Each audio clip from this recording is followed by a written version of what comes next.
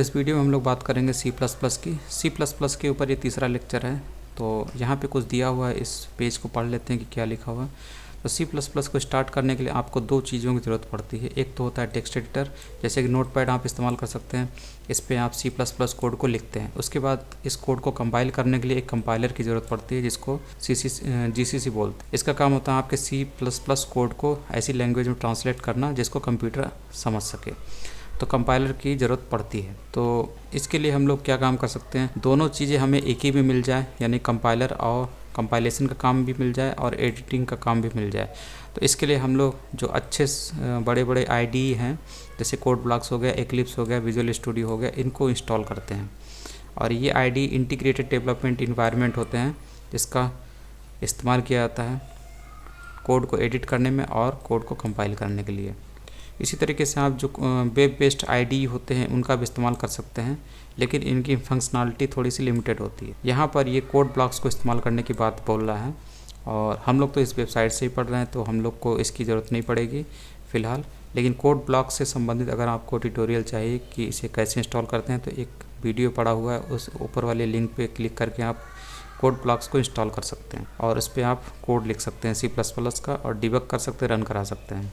और ये तरीका दिया हो किस तरीके से आप इसे चलाएंगे। तो कोड ब्लॉक्स को आप ओपन करेंगे, उसके बाद फाइल में जाएंगे, न्यू में जाएंगे, एम्प्टी फाइल वहाँ पर बनाएंगे, आप वहाँ पर कोड लिखेंगे और उस फाइल को, बस आपको ये ध्यान रखना, इस फाइल को जब आप सेव करेंगे तो इसे .cpp एक्सटेंशन से सेव करेंगे। और ये फाइल का नाम रहेगा, जिसको आप अपनी तरफ से कुछ भी दे सकते हैं, लेकिन एक्सटेंशन जो है उसका .cpp रहेगा, मतलब डॉट के बाद जो एक्सटेंशन है वो आपका CPP रहेगा। यही चीज़ आपको याद रखनी है। अब जैसे ये यहाँ पे ये प्रोग्राम है, तो ये हेलो वर्ल्ड प्रिंट करने का काम कर रहा है। तो यहाँ पे दिया हुआ ये कोड ब्लॉक का स्ट्रक्चर होगा कुछ इस तरीके से है।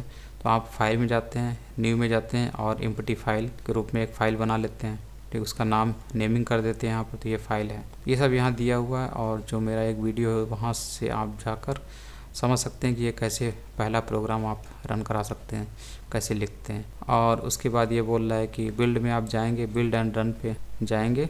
यहाँ पे जो ऑप्शन आता है बिल्ड, इस पे जाके आप बिल्ड एंड रन करेंगे और इससे क्या होगा, आपका प्रोग्राम एग्जीक्यूट हो जाएगा और आउटपुट आ जाएगा, जैसे यहाँ पर आउटपुट दिख रहा है, ठीक है। तो मेन आउटपुट ये तो इस टाइप में करना होगा आपको।